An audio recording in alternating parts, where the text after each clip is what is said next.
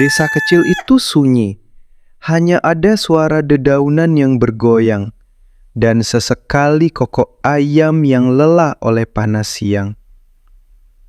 Di salah satu rumah kayu sederhana, hidup seorang perempuan tua bernama Bu Marni. Ia bukan orang penting, tak pernah sekolah tinggi, tak punya tabungan, tapi ia punya sesuatu yang langka, hati yang kuat, dan iman yang tidak pernah tawar. Bu Marni sehari-hari menjajakan makanan tradisional keliling kampung. Ketan tabur kelapa, gorengan, urapan, pepesan, dan tumisan dari sisa sayur ladang. Kalau sedang musim panen, ia ikut turun ke sawah, jadi buruh tani, dari memotong padi sampai perontokan padi dengan alat yang masih manual. Tangan keriputnya tak pernah diam, tapi penghasilannya tak pernah lebih dari cukup. Anaknya, Ardi, sudah lama berhenti sekolah. Tak tahan melihat ibunya bekerja keras, ia membantu apa saja. Mulai dari jadi tukang angkut, kuli pasar, hingga ikut jadi kuli bangunan. Mereka hidup dari kerja keras, tapi juga dari doa yang tak pernah putus. Suatu sore, Bu Marni sedang memasak gorengan untuk dibungkus jualan esok harinya. Tiba-tiba, datang seorang tukang pos mengantar surat. Amplopnya mewah, berwarna emas berkilau. Bu Marni mengelap tangan dengan sarung, lalu membukanya perlahan. Matanya membulat, jantungnya seperti berhenti berdetak. Surat undangan haji gratis atas nama Marni binti Ahmad Sofyan. Keberangkatan 12 Zulkaidah tahun ini. Ia terdiam, bibirnya bergetar, tapi tak ada kata yang keluar. Tangannya gemetar memegang surat itu. Ia tahu ini tak mungkin salah baca. Tapi kenapa dirinya? Kenapa bukan orang lain? Di dalam hatinya berkecamuk tanya, apakah ini tipuan? Apakah ini jebakan? Atau apakah ini benar-benar dari Allah? Malam itu, Bu Marni tidak tidur. Ia sujud lama sekali di tikar tipis, di dekat dapur yang masih menguap aroma minyak goreng. Sambil menangis, ia hanya bisa berkata, "Ya Allah, aku tidak paham apa-apa. Tapi jika ini benar darimu, maka bimbing aku." Keesokan harinya, ia keliling ke banyak tempat, menanyakan tentang surat itu ke musola, ke ketua RT, ke tokoh kampung. Tapi tak ada yang tahu. Tak ada yang pernah mengusulkan namanya. Hingga 2 hari kemudian, seorang pria datang dari kota. Berjas rapi, berkopiah putih. Wajahnya tenang, tapi tak mudah dibaca. "Ibu Marni, saya utusan dari yayasan," katanya. "Undangan haji itu bukan salah alamat. Ada seseorang yang membayarkan semuanya. Tapi beliau tak ingin dikenal." Bu Marni menunduk. Dalam hatinya masih ragu, tapi juga ada rasa haru. Sesuatu di dadanya terasa bergetar. Sebuah suara batin seperti berkata, "Percaya saja, ini panggilan, bukan jebakan." Malam harinya, ia kembali bersujud. Kali ini, ia tidak menangis karena takut, tapi karena ada cahaya yang baru menyala di relung hatinya. Dan saat ia berkata, "Aku datang ya Allah, jika Engkau benar memanggil." Langit di atas rumah kayu itu seperti memeluknya. Tenang, sunyi, tapi hangat. Hari itu datang lebih cepat dari yang bisa Bu Marni bayangkan. tanpa paspor yang ia buat sendiri, tanpa antrian panjang, tanpa bayar sepeser pun, ia sudah berdiri di depan bandara, membawa koper kecil berisi baju salin, mukena, dan bekal seadanya. Kain batiknya paling bagus, mukena putih yang ia jahit sendiri dari kain sisa, sandalnya masih sandal jepit biasa. Tapi wajahnya penuh tanya, penuh was-was. Apa benar ini nyata, atau ada sesuatu yang disembunyikan? Seorang pria berbadan besar mendekat, berkacamata gelap, berpakaian rapi, tapi tak ramah. Ia memperkenalkan diri. Saya Haji Yusuf, saya yang mendampingi ibu selama di Tanah Suci. Ada sesuatu dalam nada suaranya yang membuat hati Bu Marni merinding. Ia terlalu tenang, terlalu cepat bicara, dan yang paling mengganggu, tak ada jamaah lain di rombongan itu, hanya Bu Marni. Mereka masuk bandara lewat pintu khusus. Semua proses berjalan, terlalu mulus. Bu Marni disuruh diam, hanya mengikuti, tidak banyak tanya. Di dalam pesawat, ia duduk sendiri. Haji Yusuf duduk di barisan lain. Beberapa pramugari sempat melirik Bu Marni, seperti ingin bertanya, apa benar dia berangkat sendiri? Siapa yang urus dia? Tapi Bu Marni tidak tahu harus menjawab apa. Ia hanya menggenggam tas kecilnya dan dalam hati terus mengulang doa.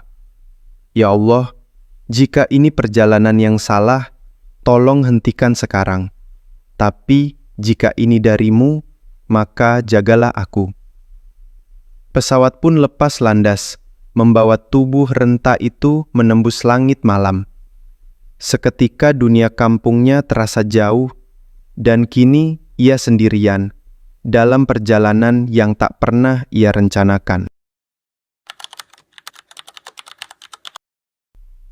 Di dalam hatinya berkecamuk tanya, dan Bu Marni pun sampai di tujuan.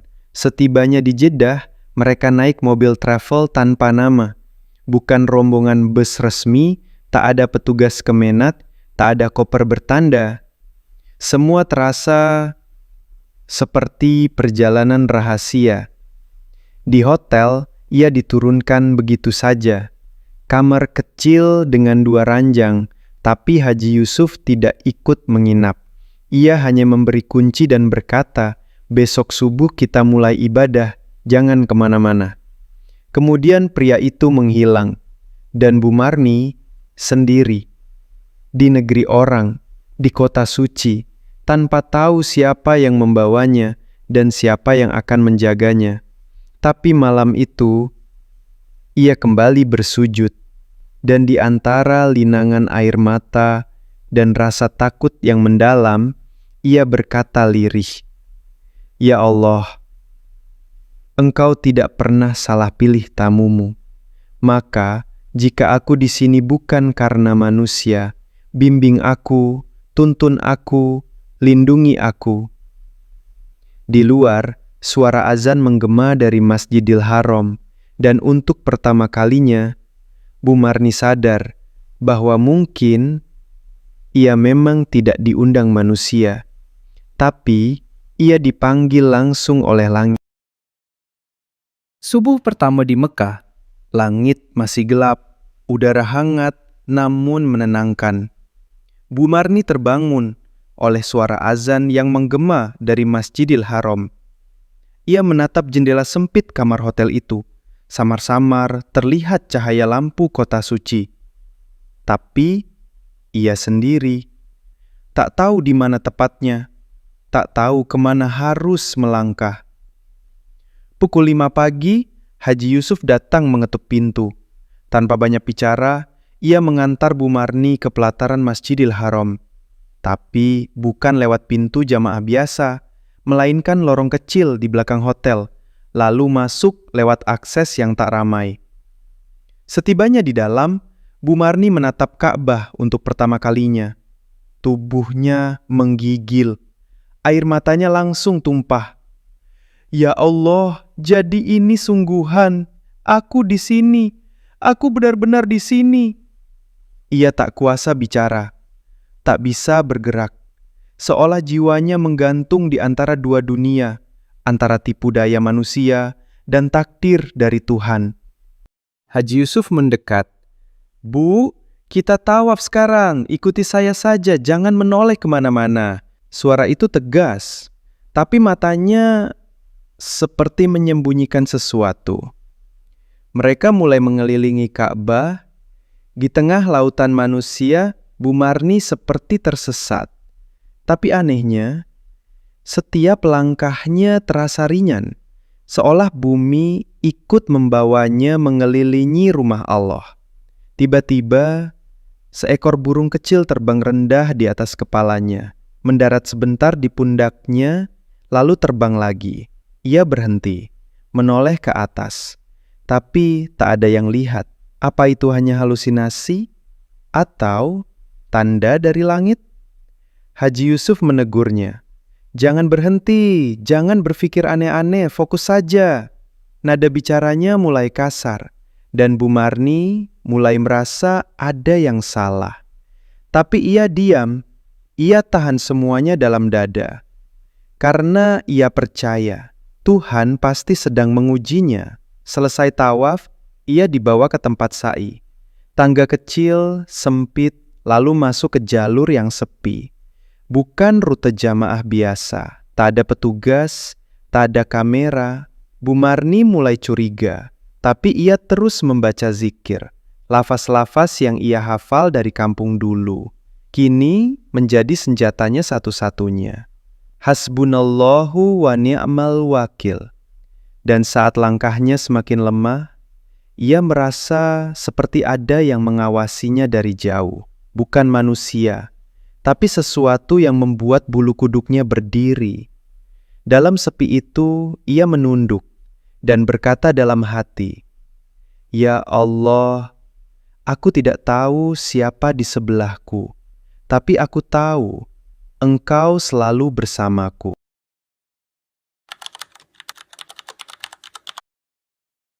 3 hari telah berlalu. Bu Marni belum tahu siapa sebenarnya Haji Yusuf. Ia datang dan pergi sesuka hati. Kadang muncul subuh, kadang menghilang sampai malam. Tak ada satupun jamaah lain yang ia temui. Tidak ada sesi manasik, tidak ada ceramah, tidak ada rombongan. Ia seperti dibawa sendiri oleh tangan yang tak terlihat. Namun anehnya, setiap kali Bu Marni berdoa, ia merasa tidak sendiri. Ia merasa ada yang mengawasinya, tapi bukan dalam arti jahat, melainkan seperti seorang ibu yang menjaga anaknya dari kejauhan. Puncaknya terjadi malam ketiga di pelataran Masjid Nabawi, Madinah. Setelah sholat Isya, Bu Marni duduk lama di raudah. Matanya sembab, tubuhnya lelah, dan doanya hanya satu. Ya Allah, jika aku benar-benar tamumu, maka biarlah Engkau sendiri yang menuntunku. Ia tertidur di karpet masjid. Suara zikir sayup-sayup masih terdengar. Dan di dalam mimpinya, ia melihat seorang pria tua berjubah putih, wajahnya bercahaya. Pria itu berkata pelan, "Engkau bukan diundang manusia, Marni, tapi dipanggil langsung olehnya. Dan orang yang menipumu tidak bisa menghalangi takdirku." Ia terbangun dengan air mata. Dada sesak oleh haru. Tak ada yang bicara padanya. Tapi ia merasa seperti baru saja bertemu seseorang yang sangat mulia. Sejak hari itu, pandangan Bu Marni berubah. Ia tak lagi takut, tak lagi curiga. Bahkan saat Haji Yusuf tiba-tiba menghilang 2 hari, ia tetap tenang. Karena kini ia yakin, tak ada satupun manusia yang bisa membawa seseorang ke rumah Allah tanpa izinnya. Hari keempat, ia kembali ke Masjidil Haram. Kali ini sendirian, tak ditemani siapapun. Tapi langkahnya ringan, wajahnya damai, seperti seorang hamba yang baru saja dituntun langsung oleh langit.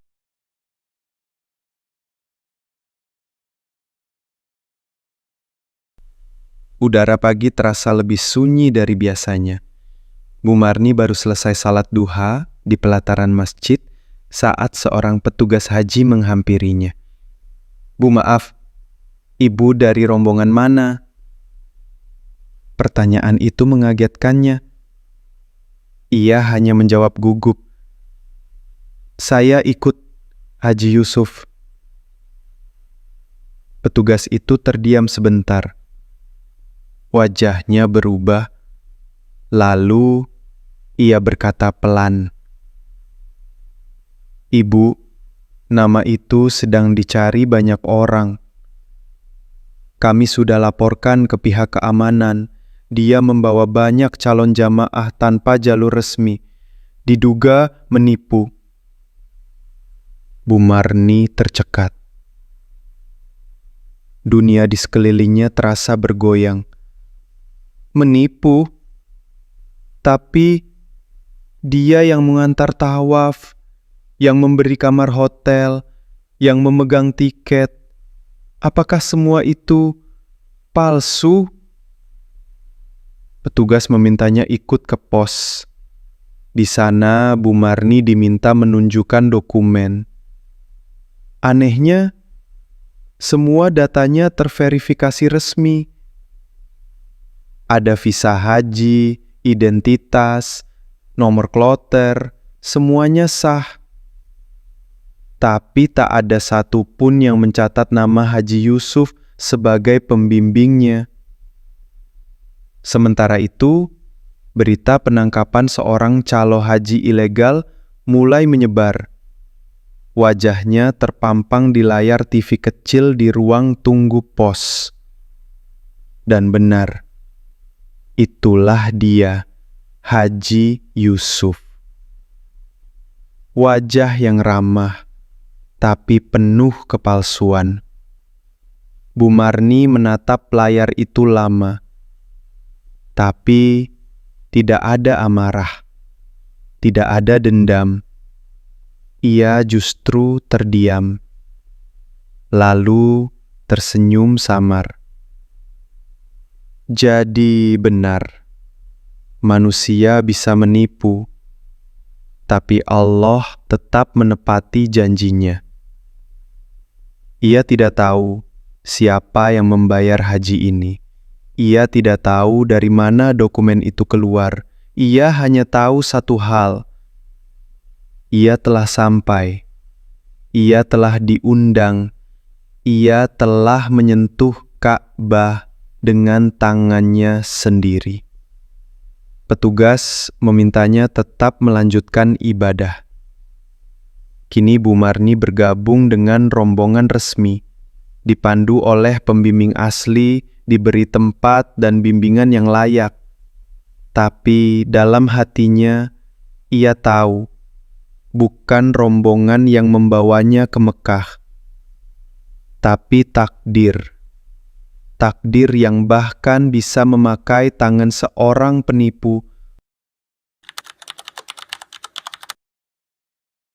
Musim haji telah berakhir, dan pesawat yang membawa Bu Marni kembali mendarat di tanah air.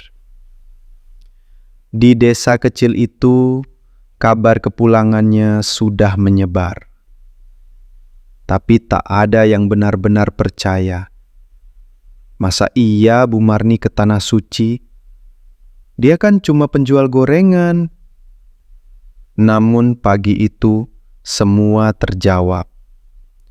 Saat tubuh renta itu turun dari mobil travel, dengan kerudung putih bersih, sandal lusuh, dan mata yang basah oleh rindu. Orang-orang berkerumun di halaman rumahnya. Anak-anak bersorak. Tetangga meneteskan air mata. Dan anaknya, Ardi, berdiri mematung. Tak tahu harus menyambut dengan pelukan atau sujud syukur. Bu Marni hanya tersenyum. Matanya menatap sekeliling. Rumah kayu itu masih berdiri di tempat yang sama. Tapi hatinya sudah bukan Bu Marni yang dulu. Malam harinya, ia mengundang warga untuk pengajian syukuran. Ia duduk di bawah lampu teplok, di atas tikar anyaman pandan, menceritakan kisah yang tak masuk akal itu. Tapi semua yang hadir menangis. Bukan karena kisahnya dramatis, tapi karena kisahnya nyata. Karena kisah itu mengingatkan mereka bahwa Allah tak melihat siapa kamu, tapi melihat bagaimana hatimu memanggilnya. Seseorang bertanya pelan, "Bu Marni, apa ibu tahu siapa yang membiayai haji ibu?" Dan dengan tenang ia menjawab, "Tidak. Sampai hari ini pun tidak. Tapi itu bukan masalah." Ia tersenyum, lalu berkata, "Karena aku percaya semua yang terjadi itu sudah diatur oleh Yang Maha Tahu." Sejak hari itu, orang-orang memanggilnya Bu Haji Marni. Tapi ia tetap menjual gorengan di pagi hari, tetap ikut panen saat musim tiba. Bedanya, kini setiap lembar uang yang ia terima disyukuri seperti rejeki dari langit. Dan setiap pagi sebelum ia berangkat menjajakan dagangannya, ia berdiri di pojok rumah, menengadah ke langit, lalu berbisik, "Ya Allah, terima kasih atas segalanya."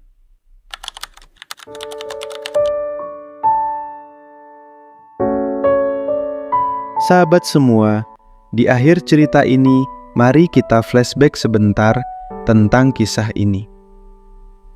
Bu Marni, seorang penjual makanan keliling yang hidup dari serpihan harapan dan sisa hasil panen, tidak pernah menyangka akan berdiri di depan Ka'bah, menatap haru, menunduk dalam sujud, dan menyebut namanya dengan penuh cinta. Awalnya, ia kira ditipu, tapi ternyata ia sedang dijemput oleh takdir. Sebuah skenario indah dari langit, bukan oleh manusia, tapi oleh Allah yang Maha memanggil. Apa yang kita anggap musibah, bisa jadi adalah awal dari karunia. Apa yang kita sangka tipuan, bisa jadi adalah bentuk cinta Allah yang belum kita pahami.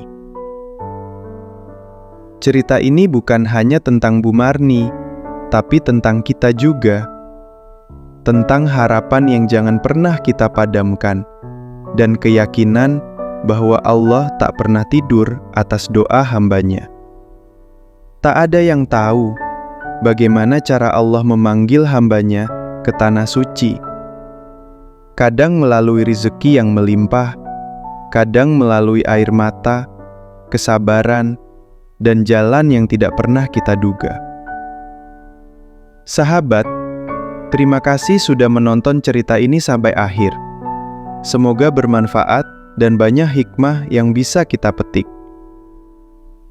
Kalau kamu suka kisah seperti ini, jangan lupa klik tombol subscribe, beri like, dan tulis pendapatmu di kolom komentar ya.